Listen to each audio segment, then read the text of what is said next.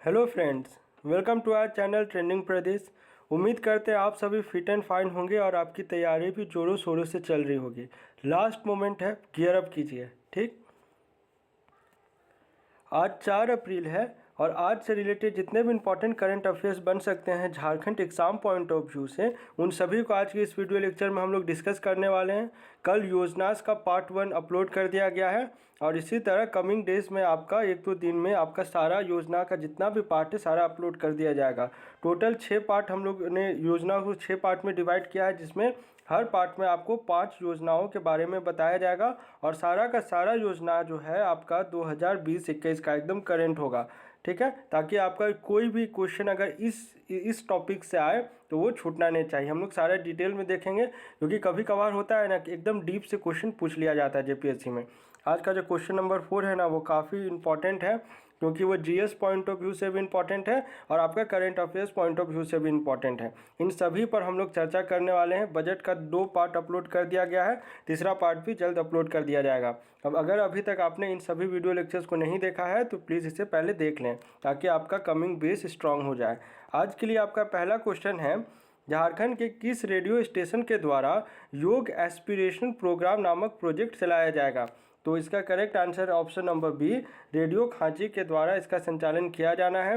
Radio Ranchi और खांची दोनों option आएगा। अगर एग्जाम में पूछ लेना आपसे पहला कम्युनिटी रेडियो स्टेशन कौन सी यूनिवर्सिटी का है, तो आपका आंसर क्या होगा?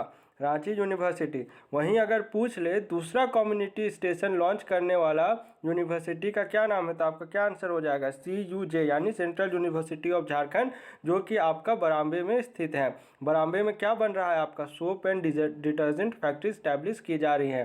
कितना सारा डिटेल काफ़ी इस तरह से रिलेट करते चलिएगा ना, तो चीज़ों को याद रखना आसान हो जाता है। चलिए कुछ इंपॉर्टेंट पॉइंट्स है जिन्हें देख लेते हैं। रांची यूनिवर्सिटी के कम्युनिटी रेडियो स्टेशन रेडियो खांची 90.4 FM को आयुष मंत्रालय की भारत सरकार की ओर से एक प्रोजेक्ट मिला है। इसका नाम योग एस्पिरेशन प्रोग्राम रखा गया है। यह प्रोजेक्ट 1 अप्रैल से विश्व योग दिवस से 1 अप्रैल से लेकर 21 जून तक चलेगा। इसका उद्देश्य सामान्य लोगों में योग के प्रति जागरूकता पैदा करना और उन्हें कॉमन योग प्रोटोकॉल सिखाना है। इस प्रोजेक्ट की देखरेख सिमका नई दिल्ली की ओर से की जा रही है। अभी करंट में भी इसे क्योंकि आवंटित तो कर दिया गया है ना, तो जो भी देखरेख है वो इस ऑर्गेनाइजेशन के द्वारा किया जा रहा है। सेकंड क्वेश्चन है, झारखंड के किस जिले में ई स्वास्थ्य की ऑनलाइन हॉस्पिटल प्रणाली की शुरुआत की जाएगी? अभी तक जितना भी काम होता है ना, जितने भी हॉस्पिटल्स है झारखंड में, डिजिटाइजेशन को बढ़ावा किसी हॉस्पिटल में नहीं दिया गया है। रिम्स के बारे में भी आपने पढ़ा होगा, वहाँ पर भी ऐसे कुछ प्रपोजल्स बनाए गए हैं, लेकिन अभी तक इसमें कोई इनएक्शन नहीं लिया गया है। लेकिन इस तरह का प्रॉपर वे में इसे लागू करने वाला आपका पहला जिला है धनबाद जिला। आपको धनबाद में पता होगा ना, कुछ समय पहले ई समाधान पोर्टल लॉन्च किया गया था। इस तरह का पोर्टल लॉन्च करने वाला भी पहला जिला धनबाद ही है। ठीक, तो ई समाधान में ना बहुत सारे कंप्लेंट्स आने लगे थे कि डॉक्टर अगर कभी हैं तो डॉक्टर जो मेडिकल फैसिलिटीज़ है ना, उसको लेकर काफ़ी ज़्यादा कंप्लेंट्स नोटिस किए गए थे ई समाधान पोर्टल में। इसी के बाद जो धनबाद का जिला प्रशासन है, वहाँ की जो डीसी है उमा शंकर जी, उन्होंने ये डिसाइड किया, एक कमेटी बनाई गई कि किस तरह से हम लोग सारा जो हॉस्पिटल का मैकेनिज़्म है उसको डिजिटाइज किया जाए। तो उसी का ये नतीजा है आपका ई स्वास्थ्य पोर्टल। चलिए कुछ डिटेल पॉइंट्स हैं जिन्हें देख लेते हैं। धनबाद जिले में 8 अप्रैल से ई स्वास्थ्य की ऑनलाइन हॉस्पिटल प्रणाली की शुरुआत की जाएगी। स्वास्थ्य संबंधी किसी भी समस्या के निदान के लिए ई स्वास्थ्य पोर्टल का उपयोग किया जा सकेगा। ई समाधान पोर्टल पर आए दिन स्वास्थ्य संबंधी समस्याओं की शिकायतें मिल रही थी। इसी को देखते हुए ई स्वास्थ्य की ऑनलाइन व्यवस्था वैसी शिकायतों के निष्पादन में कारगर साबित होगी। इसी कारण से इसे शुरुआत किया जा रहा है इसके माध्यम से जिले के कोई भी व्यक्ति चुने हुए अस्पताल में निश्चित समय पर डॉक्टर से इलाज करा सकेंगे। पंजीकरण प्रणाली में किसी प्रकार का शुल्क नहीं देना होगा। आप भी अगर कोई सरकारी हॉस्पिटल कभी गए होंगे तो आपने देखा होगा, आप चाहे ENT विभाग हो जाए, कोई भी डिपार्टमेंट आपको इलाज कराना हो, उसके लिए आपको एक पर्ची कटानी पड़ती है, वो डिजिटाइज नहीं होता है, भले उसका 1 रुपये हो चाहे फ्री हो, लेकिन आपको पर्ची कटानी है। और वहाँ पर क्या है ना, कौन हॉस्पिटल में डॉक्टर कब आएगा, आपका अपॉइंटमेंट कब होगा, ऐसा कुछ फिक्स टेन्योर नहीं होता है, किसी को पता नहीं लगता डॉक्टर कब आएंगे, देखेंगे कब। लेकिन ये सभी सुविधाओं को दूर करेगा आपका ई हॉस्पिटल सेवा। चलिए, लॉगिन कर चिकित्सक से आप अपॉइंटमेंट ले सकेंगे। ये जो है ना, क्या क्या इसका जो फंक्शन होगा ये लिख दिया गया है यहाँ पे। डॉक्टर से दिखाने के बाद मरीज प्रिस्क्रिप्शन ऑनलाइन देख पाएंगे। सदर अस्पताल और जिले के CHC में भी पंजीकरण की सुविधा होगी।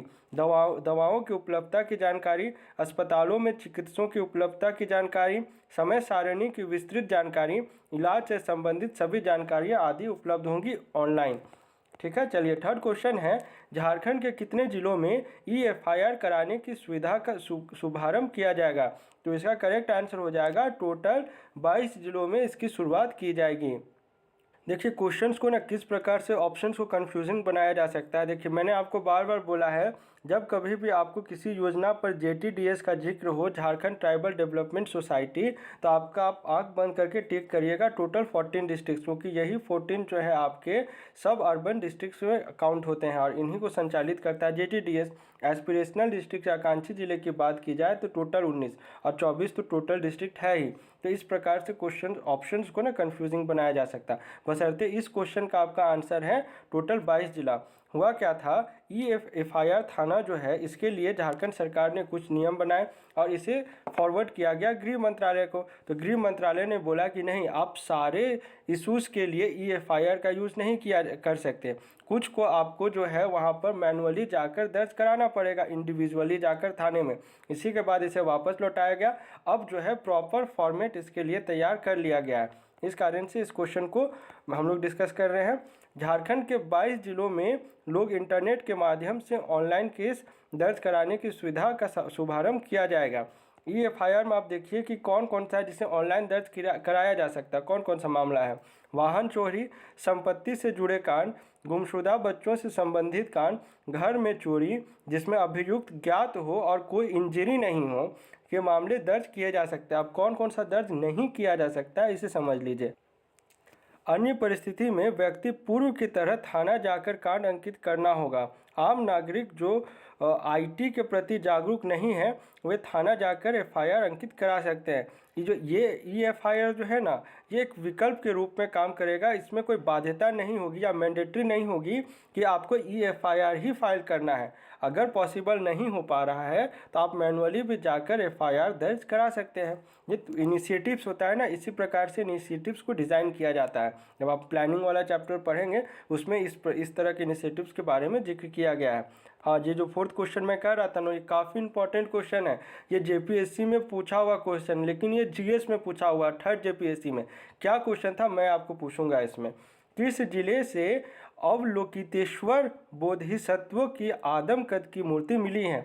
टोटल 6 फीट की ये मूर्ति मिली है और इसका करेक्ट आंसर हो जाएगा ऑप्शन नंबर C, हजारीबाग जिला। जहाँ पर अभी बौद्ध भगवान की मूर्ति मिली थी ना, वहीं पर खुदाई करते करते कुछ दिन, ये परसों की ही बात है, ये पाया गया कि बौद्ध भगवान की और एक मूर्ति है। लेकिन जब इसे ठीक से जब साफ़ किया गया तो पता लगा नहीं, ये तो बोधिसत्व की मूर्ति है। और इसमें खासियत क्या है ना, आप थोड़े से जान लीजिए, एग्जाम में ना पूछ सकता है डायरेक्ट। टोटल कितने बोधिसत्व थे? टोटल जो है बुद्ध धर्म में टोटल 6 बोधिसत्व थे। कौन कौन थे? मैत्रेय, मंजूश्री, अवलोकितेश्वर, अमिताभ, क्षितिग्रह और वन्य प्राणी। इसमें क्या है ना, क्वेश्चन क्या पूछा था आपसे JPSC, आप समझिए कितना डीप जाता है JPSC क्वेश्चन पूछने में, कि अवलोकितेश्वर का जो है वो हाथ में उन्होंने कौन सा अस्त्र धारण किया था या कौन सा चीज़ हाथ में पकड़ा था, ऐसे सिंपल। तो इनका जो है ना, इन्होंने हाथ में कमल का फूल पकड़ा हुआ था। इससे इनकी पहचान की गई अभी भी कि ये जो है अवलोकितेश्वर की मूर्ति हैं। ठीक है, चलिए कुछ पॉइंट्स जिन्हें देख लेते हैं। हाँ देखिए, यहाँ पर ये जो मैं कहना चाह रहा हूँ। ठीक है, चलिए कुछ पॉइंट्स जिन्हें देख लेते हैं। हजारीबाग के बरहोनपुर में चल रही पुरातात्विक अवशेषों की खुदाई में आधे मुंह पड़ी हुई आदम कद की मूर्ति मिली थी। 2 अप्रैल को मूर्ति को आसपास की मिट्टी को हटाकर खड़ा किया गया। मूर्ति के खड़ा होने के बाद पता चला ये कि भगवान बुद्ध की नहीं बल्कि यह अवलोकितेश्वर की प्रतिमा है। ये जो 6 बोधिसत्व थे ना, ये किस में थे? महायान में थे, हीनयान में मत याद रख लीजिएगा। टोटल 3 डिविजन्स हुआ था ना बुद्धिज्म का लास्ट में आते आते तक।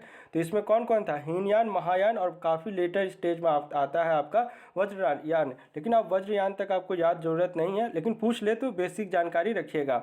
मेनली आपको हीनयान और महायान पे फोकस करना है। और 6 बोधिसत्व जो है, और इनके हाथ में क्या था, इन्हें किन्हें फ्यूचर बुद्ध कहा गया या भावी बुद्ध कहा गया, बुद्धि का प्रतीक क्या है, किन्होंने तलवार जिनके हाथ में था, इन सारे बातों को याद रखिए, क्योंकि ये पूछा हुआ क्वेश्चन है कि हाथ में इन्होंने क्या लिख रखा था। ठीक ना। चलिए, प्रतिमा फाइन स्टैंड, ये जो किससे बनी हुई है? सैंड स्टोन से बनी हुई है। फाइन सैंड स्टोन से। ऊंचाई कितनी है? 6 फीट और चौड़ाई कितनी है? 3 फीट। तो ये काफ़ी ऊंची प्रतिमा जो है वो मिली है अभी। मूर्ति के ऊपर काफ़ी मात्रा में मिट्टी और ईंट पड़ा हुआ था। बहोरनपुर में चल रही खुदाई में ये अब तक का सबसे बड़ा आकार है जो मिला है। अब समझ लीजिए, इन छोटा सा जो है ना मैंने लिख दिया है इनके बारे में। बौद्ध धर्म की महायान शाखा में अवलोकितेश्वर का वर्णन मिलता है। अवलोकितेश्वर सबसे लोकप्रिय बोधिसत्वों में से एक है और सबसे प्रधान भी है। बौद्ध ग्रंथों में इनके अनंत करुणा को भरा बताया गया है। इनकी पूजा दुनिया भर में आज भी होती है। अब कुछ कुछ क्वेश्चन देख लेते हैं जो JPSC prelims point of view से इंपॉर्टेंट है। झारखंड से किन्हें यंग इंजीनियर अवार्ड 2020 से सम्मानित किया गया था? जिसका करेक्ट आंसर हो जाएगा option number B, Raghavendra Chaudhary को सम्मानित किया गया था। और ये जो है ना IIT ISM के एसोसिएट प्रोफेसर हैं। चलिए, कुछ पॉइंट्स जिन्हें देख लेते हैं जो एग्ज़ाम पॉइंट ऑफ व्यू से बन सकता है। ठीक है, इन्हें जो है ना इस अवार्ड में इन्हें 1 लाख रुपए नगद मिला था। चलिए, 6 क्वेश्चन है। NHFM यानी नेशनल हेल्थ सर्वे मिशन जो होता है, ये 4th है, यहाँ पे नहीं लिखा गया है। ये NHFM अभी तक जो है ना 4th ही आया है, लेकिन बाकी स्टेट्स में जो है ना इसका 5th फेज़ भी लॉन्च कर दिया गया है।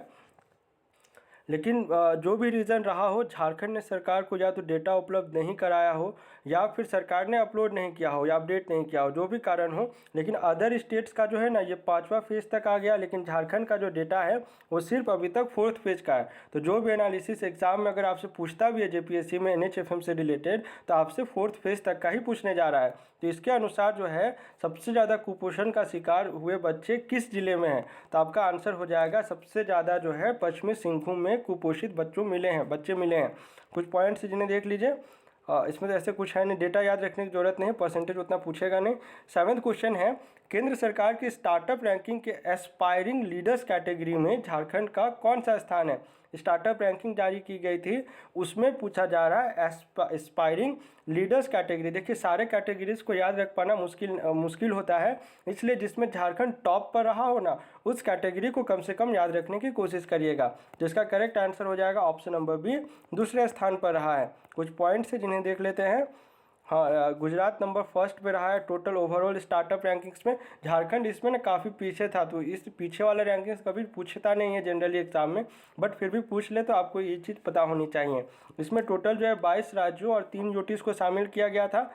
और इसमें जो है एक कैटेगरी, जो मैंने बोला ना वेरियस कैटेगरी था, एक कैटेगरी था इमर्जिंग स्टार्टअप इकोसिस्टम कैटेगरी, इसमें इन सभी को शामिल किया गया था। और इसी में कैटेगरी था एस्पायरिंग लीडर्स कैटेगरी, जिसमें झारखंड को शामिल किया गया था और झारखंड का इसमें दूसरा स्थान रहा इस पर्टिकुलर कैटेगरी में। चलिए, 8वां क्वेश्चन है, झारखंड से किन्हें कौशल आचार्य अवार्ड 2020 से सम्मानित किया गया है? जिसका करेक्ट आंसर हो जाएगा ऑप्शन नंबर, एक्चुअली यहाँ पे मिसप्रिंट हुआ लगता है, ये इसका आंसर हो जाएगा रश्मिता प्रधान। इन्हें कौशल आचार्य अवार्ड से सम्मानित किया गया है। और इन्हें जो इस अवार्ड की जो शुरुआत है ना, वो कौशल विकास और उद्यमिता मंत्रालय के द्वारा 2019 में की गई थी। और इस वर्ष जो इस सम्मान समारोह में 91 प्रशिक्षकों को यह अवार्ड दिया गया और झारखंड से यह अवार्ड पाने वाली ये पहली महिला है। आप रश्मिता प्रधान और अनीता रश्मि में कंफ्यूज नहीं करिएगा, ये 2 अलग अलग नाम है। अनीता रश्मि जी का नाम आया तो आपको याद आना चाहिए रामकृष्ण कथा स्मृति सम्मान, जो 2019 वाला इन्हें दिया गया है। ठीक ना। चलिए, प्रीवियस कुछ क्वेश्चन को डिस्कस कर लें। मुख्यमंत्री रोजगार सृजन योजना के तहत राज्य के बेरोजगार युवाओं को अधिकतम कितने लाख रुपए तक का ऋण दिया जाएगा? तो मैंने बताया था मिनिमम तो 50,000 था, लेकिन मैक्सिमम कितना है? 25 लाख तक का ऋण दिया जाएगा। और इसी में मैंने आपको बताया था अनुदान याद रखिएगा 40%, या फिर अगर रुपीज़ में बात किया जाए तो 5 लाख। इसके बारे में जो कल जो योजना वाला वीडियो अपलोड किया है ना हम लोगों ने डिटेल में, बशर्ते हम लोगों ने टेबल बना के टेबुलर फॉर्म में इसके बारे में पढ़ा है। आज के लिए आपका क्विज क्वेश्चन है, मुख्यमंत्री कृषि यांत्रिकरण योजना के तहत किस जिले में सबसे अधिक कृषि यंत्र और मिनी ट्रैक्टर का वितरण किया जाएगा। आपके ऑप्शंस हैं दुमका, साहेबगंज, रांची या फिर दुमका और साहेबगंज दोनों। आप अपने आंसर को हमें कमेंट बॉक्स में लिख कर बताएं और ज़रूर से ज़रूर कमेंट करें। इससे क्या है, आप ही का फ़ायदा है, आप लंबे समय तक चीज़ों को याद रख पाएंगे। ठीक है, चलिए मिलते हैं झारखंड के अगले करंट अफेयर्स वीडियो लेक्चर के साथ। Thanks for watching this video.